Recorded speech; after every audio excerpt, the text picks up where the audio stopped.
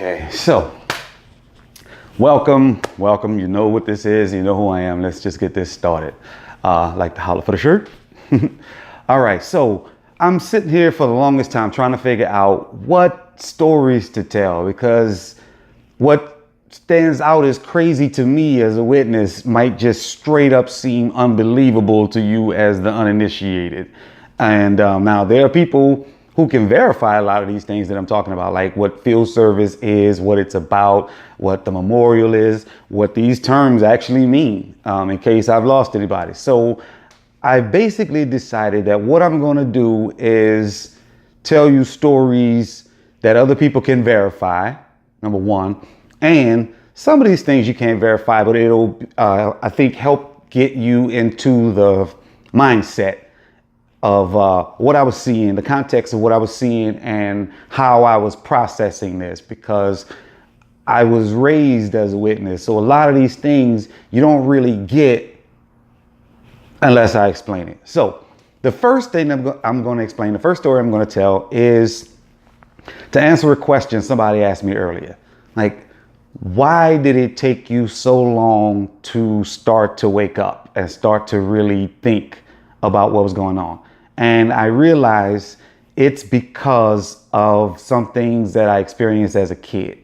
So the first thing that I experienced as a kid that I would like to share with you was a time when we were out in field service. So I need to set the scene. It's my mother, and there's a teenage young lady who's working with us in field service. So they normally go door to door, 2 by 2. So if you got kids, they don't really count them unless the kids are talking and giving presentations. So at this point, I'm not giving presentations. I'm not knocking on the door. I'm with my mama. Also, my baby brother was there as well. So I need you to know that my dad had died recently, but that has nothing to do with the story, except for the fact that that's why we were all out there with my mother. She had been going on her own for a while, so she knew what she was doing. She knew her presentations. She had the Watchtower and Awake magazine. She knew what she needed to say. Okay, so again, my mother, another young sister, me who was maybe, I think by this time I was either 5 or 6 years old, and my brother is close to 1. He's either right under a year or right over a year. So this is New Orleans, and we are walking around in the territory, meaning just going down the street, knocking on doors. So when somebody comes to the door, you talk to them and basically, hey, how you doing? My name is so-and-so. We have these Watchtower and Awake magazines. Here's what they're about. We'd like to, here's your copy. Now, I think back in the days, I'm old enough to remember where the magazines were a dime. I think I vaguely, barely remember them being a nickel a piece, but I remember at least when they were a dime. This is around that time. So the woman's house that we go to, there's an iron gate that's probably about 3 or 4 feet tall. And you open the gate and walk into the yard. Her house set back in the yard, maybe 10 feet from the gate.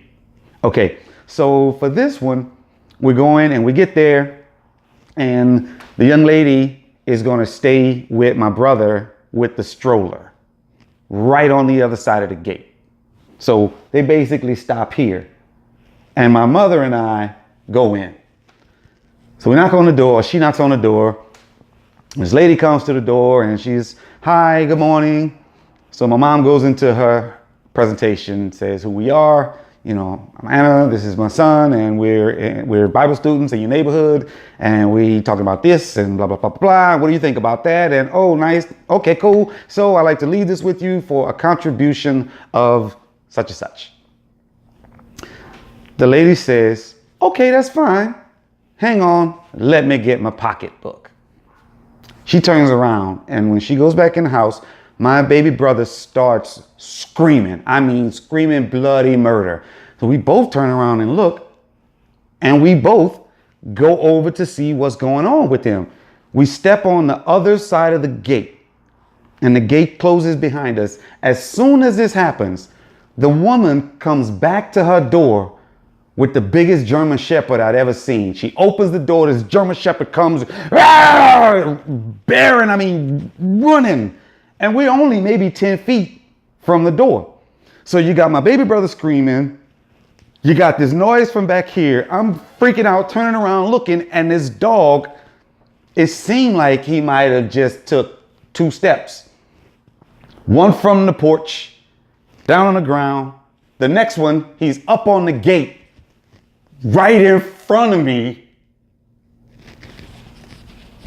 Then he just jumps down and walks away without barking. He doesn't bite anybody. He doesn't even look back at us. The woman is looking like I'm just like, we all turn around and look back at the lady. The lady closes her door and walks away. The young sister that's with us is freaking out. My brother screaming. I'm tripped out. But we get around the corner and start telling everybody what happened. And what are we told? The angels are out here with us. That was God protecting y'all. Look at this story of Daniel in the lion's den. Y'all could have been in the German shepherd's den. The angels are with us, baby. This is Jehovah's work. This is God's work. So,